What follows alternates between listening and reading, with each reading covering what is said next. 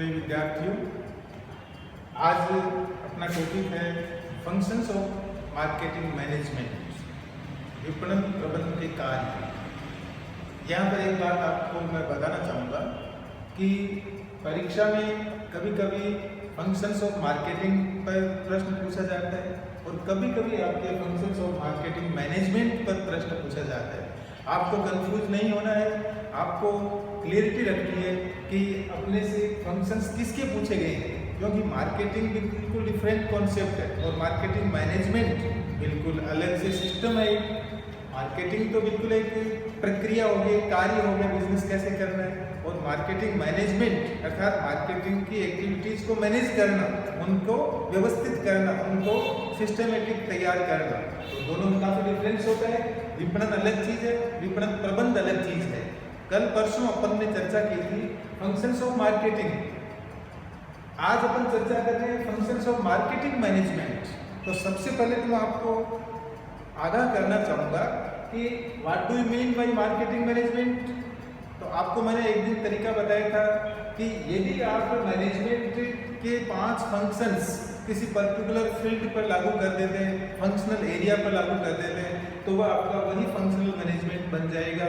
जैसे आपको marketing management का मीनिंग बताना है तो इसका मीनिंग आप किस रूप में बताएंगे कि मार्केटिंग एक्टिविटीज़ का नियोजन, संगठन, समन्वय, अभिप्रेरण, नियंत्रण करना मार्केटिंग मैनेजमेंट कहलाएगा। इसी तरह से आपसे प्रोडक्शन मैनेजमेंट की डेफिनेशन मैंने आपको बताई थी कि यदि आप प्रोडक्शन एक्टिविटीज़ पर नियोजन, संगठन, समन्वय, अभिप्रेरण, नियंत्रण लागू कर देते हैं वो प्रोडक्शन मैनेजमेंट बन जाएगा। आपके सेवी वर्गीय प्रबंध को भी ऐसे ही परिभाषित करना है, आपके वित्तीय प्रबंध को भी ऐसे ही परिभाषित करना है। कहने का मतलब वित्तीय मार्केटिंग मैनेजमेंट एक जनरल मैनेजमेंट की ब्रांच है। विपणन प्रबंध सामान्य प्रबंध की एक शाखा है जहां पर आपके विपणन कार्यों का नियोजन, संगठन, समन्वय, अभिप्रेरण और नियंत्रण किया जाता है। अब रही बात ये कि जब बड़ा प्रश्न आपसे पूछ लिया जाए कि describe the functions of marketing management, तो आप यहाँ पर क्या करेंगे, सभी कार्यों को 2 भागों में डिवाइड करके फिर एक्सप्लेन करेंगे। अपना प्रेजेंटेशन सभी कार्यों को 2 पार्ट्स में डिवाइड करते हुए करेंगे। जैसा कि अपन यहाँ पर देख रहे हैं general functions of marketing management, विपणन प्रबंध के सामान्य कार्य या साधारण कार्य। साधारण कार्य क्यों? क्योंकि ये कार्य ऐसे हैं जो हर एक फंक्शनल मैनेजमेंट में किए जाएंगे। सेवी वर्गीय प्रबंध में भी ये कार्य किए जाएंगे, आपके वित्तीय प्रबंध में भी ये कार्य किए जाएंगे, आपके उत्पादन प्रबंध में भी ये कार्य किए जाएंगे, आपके विक्रय प्रबंध में भी ये कार्य किए जाएंगे, आपके क्रय प्रबंध में भी ये कार्य किए जाएंगे। इसलिए ये प्रबंध के सामान्य कार्य जो हर एक ब्रांच में, हर एक डिपार्टमेंट में संपन्न किए जाते हैं। जैसे विपणन पूर्वानुमान लगाना, मार्केटिंग फोरकास्टिंग, सबसे पहला कार्य अर्थात मार्केटिंग प्लानिंग से भी पहले आपको पूर्वानुमान लगाना होगा कि क्या हम कर सकते या नहीं कर सकते, बाजार की स्थिति क्या है, विक्रेताओं की स्थिति क्या है, क्रेताओं की स्थिति क्या है, फैशन के प्रति क्या एटीट्यूड है, पेइंग कैपेसिटी किस ओर बढ़ती जा रही है, लिविंग स्टैंडर्ड किस ओर बढ़ता जा रहा है, गिरावट आ रही है, सुधार आ रहा है। इन सब का आपको अनुमान लगाना है, पूर्वानुमान लगाना है, कुछ तथ्य जुटा करके कुछ सूचनाओं के माध्यम से। जब आप विपणन का पूर्वानुमान लगा लेंगे उसके बाद आपके विपणन नियोजन का कार्य शुरू होगा, मार्केटिंग प्लानिंग का कार्य शुरू होगा। अर्थात हमें कब, कहाँ, कैसे, किसके साथ, किससे सहयोग से कौन सा विपणन का कार्य करना है, ये सब आप विपणन नियोजन में तय करेंगे। विपणन नियोजन का कार्य आपका टोटली सैद्धांतिक कार्य हो गया, विपणन पूर्वानुमान का कार्य आपके टोटली सैद्धांतिक कार्य हो गया। अब इनको व्यावहारिक रूप देने के लिए आपको अगला कार्य करना होगा विपणन संगठन। अर्थात हमने योजना बना ली, कब, कहाँ, कौन कैसे कार्य करेगा, अब उसको व्यावहारिक अर्थात धरातल पर लाने के लिए हमें विपणन संगठन का सहारा लेना होगा। हमें कितने कर्मचारियों की आवश्यकता है, हम अपना उद्देश्य किस प्रकार प्राप्त करेंगे, कौन कौन से मुख्य कार्य हैं, कौन कौन से सहायक कार्य हैं, उन कार्यों को समूहों में विभाजित करना, उनके ग्रुप बनाना, स्वभाव के अनुसार एक स्वभाव वाले कार्य एक समूह में, दूसरे स्वभाव वाले दूसरे समूह में। इस प्रकार से विपणन संगठन का कार्य होगा। उत्तरदायित्व निर्धारित करना, कर्तव्यों को सुनिश्चित करना, ये 4-5 मुख्य कार्य विपणन संगठन में सुनिश्चित फिर आपके विपणन समन्वय, अर्थात विपणन के जितने भी आपके कार्य हैं, जितनी भी गतिविधियां हैं, उनमें कोऑर्डिनेशन स्थापित करना, कि तालमेल स्थापित करना, ताकि कार्यों का रिपीटेशन नहीं हो। फिर आपके विपणन मोटिवेशन, विपणन कार्य में जितने भी लोग लगे हुए हैं, जितने कर्मचारी, जितने आपके सेल्स फोर्स या मार्केटिंग फोर्स, उनको आप अधिक कार्य करने के लिए मोटिवेट करेंगे। अलग अलग समय पर अलग अलग स्कीम्स आप डिक्लेयर करेंगे, ताकि वो ज़्यादा कार्य करने के लिए मोटिवेट हो जाए। मनुष्य का स्वभाव होता है, वो काम से जी चुराता है। तो आधुनिक प्रबंधक के इस फैक्ट से वाकिफ है, और वो हमेशा चाहता है कि निर्धारित लक्ष्य को समय से पहले पूरा कर लिया जाए, समय पर नहीं, समय से भी पहले। और इसके लिए कर्मचारी को मोटिवेट जब तक नहीं किया जाएगा, तब तक वह अपना लक्ष्य पूरा नहीं करेगा, अपना उद्देश्य प्राप्त नहीं कर पाएगा। इसलिए विपणन अभिप्रेरण भी सामान्य कार्यों में। फिर आपके विपणन निर्देशन, अर्थात विपणन प्रबंधक के द्वारा अपने विपणन सेना को गाइड किया जाएगा टाइम पर, कि देखिए आपको उस समय ये कार्य स्टार्ट करना और इस कार्य को इस समय पर समाप्त करना।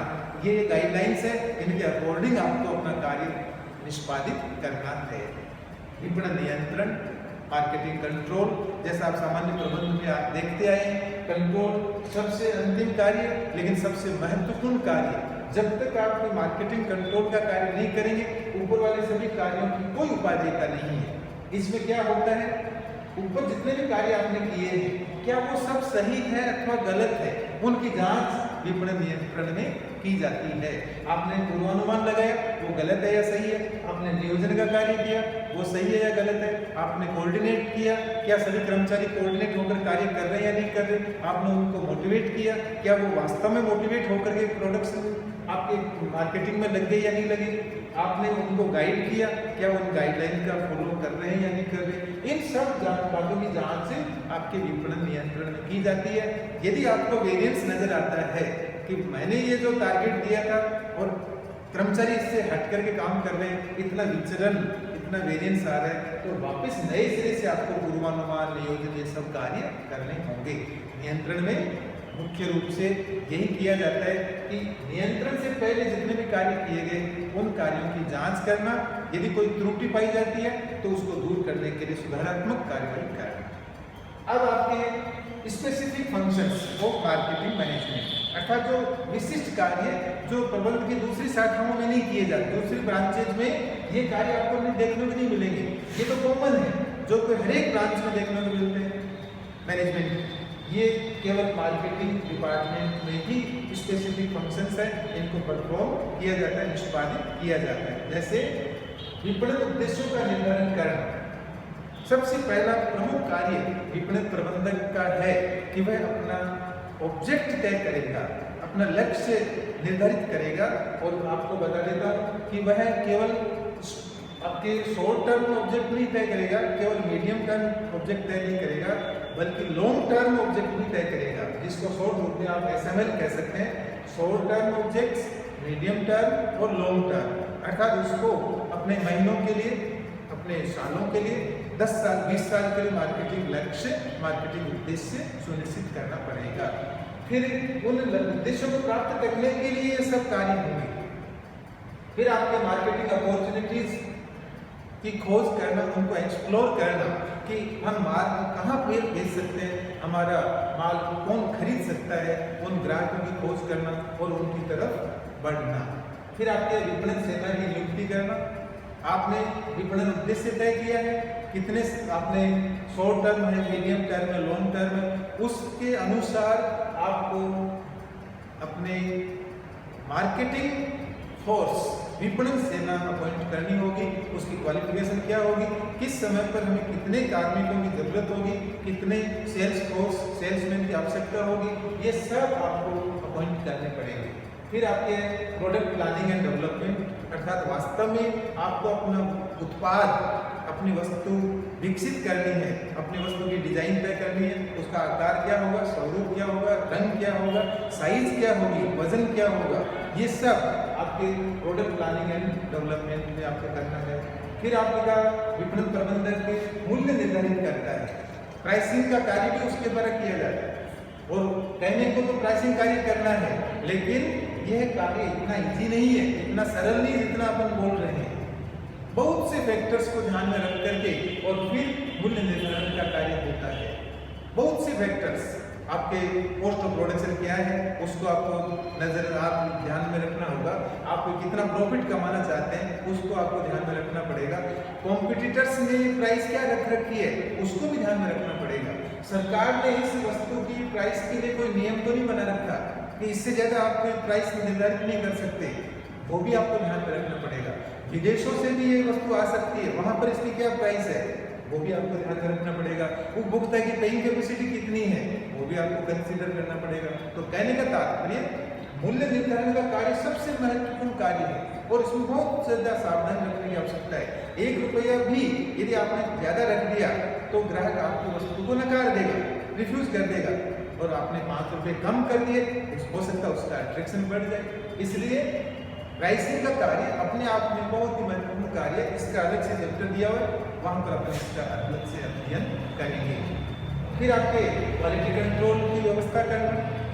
आज का जमाना उपभोक्ता को अधिकतम संतुष्टि प्रदान करना है, और उपभोक्ता संतुष्ट किससे होता है? या तो आप उसको ज़्यादा से ज़्यादा आफ्टर सेल सर्विसेज दें, या फिर आप अच्छी क्वालिटी कम कीमत पर उपलब्ध करवाएं। तब आपका ग्राहक आपसे खुश रहेगा, संतुष्ट रहेगा, बार बार आपके पास आएगा। तो किस्म नियंत्रण की व्यवस्था करना।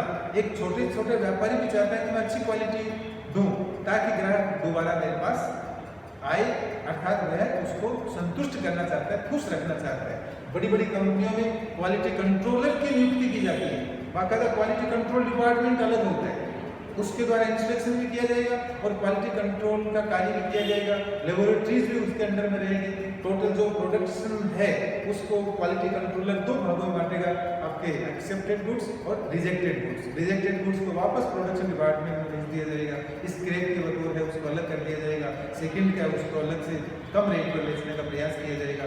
लेकिन रिजेक्टेड गुड्स को मार्केट में पहुंचने से रोका जाएगा। क्वालिटी कंट्रोलर का एक ही मकसद होता है भंडारण एवं संग्रहण की व्यवस्था करना। स्टोरेज गोडाउन्स आपको व्यवस्था करनी पड़ेगी। इसको विपणन प्रबंधक का मुख्य कार्य है। विपणन वित्त की व्यवस्था करना। आप जितने भी विपणन के कार्य करेंगे इनके लिए आपको कितने फाइनेंस की आवश्यकता है, कितना धन चाहिए, वो व्यवस्था भी इसको करनी होगी। अर्थात वित्तीय प्रबंधन को बताना होगा कि मेरे को महीने में इतना पैसा चाहिए, साल में इतना चाहिए, 5 साल में इतना चाहिए, गोडाउन के लिए इतना चाहिए, हमें विपणन सेना को पेमेंट करने के लिए इतना चाहिए, हमने स्कीम्स निकाल रखी है उसके लिए इतना पैसा चाहिए। तो वो व्यवस्था इसको करनी होगी। विपणन अनुसंधान का कार्य करना, ये भी स्पेसिफिक कार्यों में ही आता है। अर्थात उसको आपके मार्केटिंग इन्वेस्टिगेशन का कार्य करना होगा। मार्केटिंग इन्वेस्टिगेशन भी अपने आप में एक अलग चैप्टर है, विस्तार से इसको अपन लेंगे। इसमें मुख्य रूप से 4 बातों का अनुसंधान किया जाता है। आपके बाजार का अनुसंधान किया जाएगा, आपके उत्पाद का अनुसंधान किया जाएगा, आपके उपभोक्ता का अनुसंधान किया जाएगा और आपके विक्रय का अनुसंधान किया जाएगा। इनको अपन अलग से डिफरेंट रूप में लेंगे। फिर आपके विपणन संवर्धन का कार्य करना। मार्केटिंग प्रमोशन, संवर्धन से अभिप्राय विस्तार से है। Promotional functions of marketing management, आप समझ गए होंगे। Promotional functions of marketing management का मतलब क्या हुआ कि आपकी मार्केट में जैसे स्कीम्स लागू की हुई है, एक के साथ एक फ्री, या कूपन सिस्टम, या डिस्काउंट, कीमतों में भारी गिरावट, कीमतों में भारी छूट, आप स्क्रैप करेंगे तो आपके कोई भी जो भी इनाम निकलेंगे वो हम आपको देंगे, आपको घर तक माल पहुंचाने की सुविधा देंगे। ये सब क्या है? ये सब प्रमोशनल स्कीम्स है और मार्केटिंग मैनेजर को ये सुनिश्चित करने पड़ेंगे। यदि प्रतिस्पर्धी ये संवर्धन स्कीम लागू करता है आपको भी लागू करनी पड़ेगी। भले वो पोस्ट आप उपभोक्ता से ही वसूल करें, लेकिन जो कंपनी आजकल संवर्धन की स्कीम लागू नहीं करती है, प्रमोशनल स्कीम लागू नहीं करती है, उस कंपनी का माल हर एक उपभोक्ता खरीदना पसंद नहीं करता। वो वाली बात अलग है कि पुरानी कंपनी है, रेपुटेटेड कंपनी है, उसको प्रमोशनल स्कीम की आवश्यकता नहीं है। लेकिन जो न्यूली एस्टेब्लिश्ड कंपनीज है उनको अपना माल मार्केट में बेचने के लिए, अपने ब्रांड को पॉपुलर बनाने के लिए, अपने आप को प्रतिस्पर्धा में टिकने के लिए, विजय प्राप्त करने के लिए प्रमोशनल स्कीम्स का सहारा जरूर लेना पड़ेगा। और प्रमोशनल स्कीम्स अपने आप में बहुत ज़्यादा होती है। 4-5 उदाहरण आपको मैंने बताए। इनके माध्यम से कंपनी अपने आप को प्रतिस्पर्धा में एंटर देती है और फिर प्रतिस्पर्धा में बने रहने का प्रयास करती है। तो विद्यार्थियों, एक बार फिर से संक्षेप में अपन मार्केटिंग मैनेजमेंट के फंक्शंस को देख सकते हैं। जितने भी मार्केटिंग मैनेजमेंट के फंक्शन होंगे उनको दो भागों में डिवाइड करके आपको एक्सप्लेन करना है। जनरल फंक्शंस जो प्रबंध के सामान्य 5 कार्य होते हैं, 6 कार्य होते हैं। आपके पूर्वानुमान है, नियोजन है, संगठन है, समन्वय है, अभिप्रेरण है, नियंत्रण है, निर्देशन है, ये सब सामान्य कार्य होते हैं प्रबंध के। विपणन प्रबंधक को भी ये जनरल कार्य करने ही पड़ेंगे। Specific functions of marketing management, उद्देश्यों को आप डिटरमाइन करोगे, आप अपॉर्चुनिटीज खोजोगे विपणन से संबंधित, आप अपने सेल्स फोर्स की अपॉइंट करोगे, आप प्रोडक्शन प्लानिंग और डेवलपमेंट का कार्य करोगे, प्राइसिंग का कार्य आपको करना है जो बहुत ही महत्वपूर्ण है, क्वालिटी कंट्रोल का कार्य करना है, आपको भंडारण और संग्रहण की व्यवस्था करनी होगी। भंडारण संग्रहण में ही आपके श्रेणियन और प्रमापीकरण का कार्य भी सम्मिलित है। फिर आपके फाइनेंस की व्यवस्था, आपको कितना फाइनेंस चाहिए, आपको इन्वेस्टिगेशन का कार्य करना पड़ेगा, बाजार का, उपभोक्ता का, विक्रय का और आपके उत्पाद का। फिर आपके संवर्धनात्मक कार्य करना, प्रमोशनल योजनाओं को